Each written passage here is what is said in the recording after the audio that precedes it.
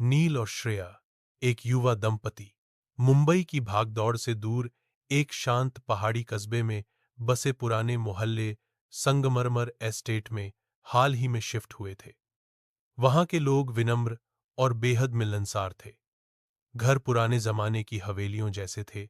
हर गली में अजीब सी खामोशी पसरी रहती थी। अक्टूबर के अंत में नील और श्रेया को उनके पड़ोसी डॉ एडवर्ड और मिस क्लेयर ने हैलोवीन पार्टी का निमंत्रण दिया।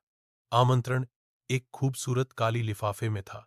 सुनहरे अक्षरों में लिखा, ब्लड मून बैश, 31 अक्टूबर, रात 11 बजे, सिर्फ चुनिंदा मेहमानों के लिए। श्रेया ने हंसते हुए कहा, कितना ड्रामेटिक है ना, जैसे किसी हॉरर फिल्म का सीन हो। नील ने भी मजाक में कहा, शायद हम किसी वैम्पायर बॉल में जा रहे हों। 31 अक्टूबर की रात दोनों ने डरावनी वेशभूषा पहनकर हवेलीनुमा मकान की ओर रुख किया। घर के दरवाजे पर लाल कालीन बिछा था और मोमबत्तियां झिलमिला रही थीं। अंदर घुसते ही महक बदली बदली सी थी, गुलाब और लोहे की, जैसे ताजा खून की। अंदर हर कोई भव्य पोशाक में था, लेकिन अजीब रूप से सफेद चेहरा, लाल आंखें और नुकीले दांत सबके लुक का हिस्सा लग रहे थे।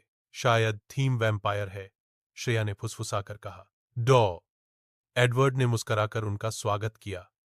आप दोनों बिल्कुल परफेक्ट दिख रहे हैं।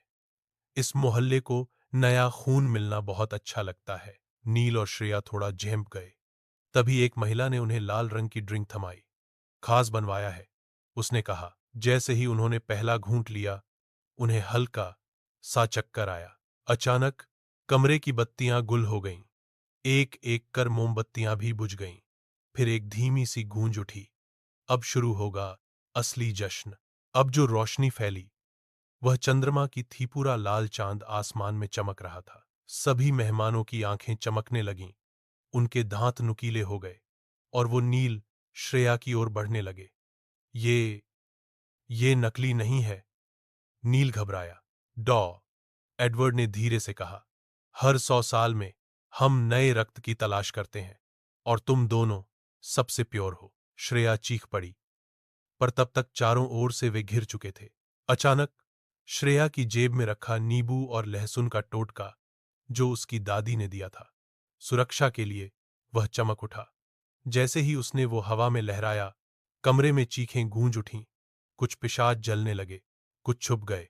इस अफरातफरी में नील और श्रेया ने भागकर मुख्य दरवाजा खोला और बाहर निकल आए। अगली सुबह संगमरमर एस्टेट एकदम शांत था। हवेली बंद थी, जैसे कुछ हुआ ही नहीं। लेकिन वो निमंत्रण अब भी उनकी जेब में था और लिखा था, हम फिर मिलेंगे अगली रक्तरात्रि पर। हर मुस्कुराता चेहरा दोस्त नहीं होता। कुछ मोहल्लों में पड़ोसी नहीं, शिकारी रहते हैं। अगर आप चाहें तो मैं इसका पार्ट 2 भी बना सकता हूं, जिसमें नील और श्रेया अगली रक्तरात्रि से पहले लड़ने की तैयारी करते हैं।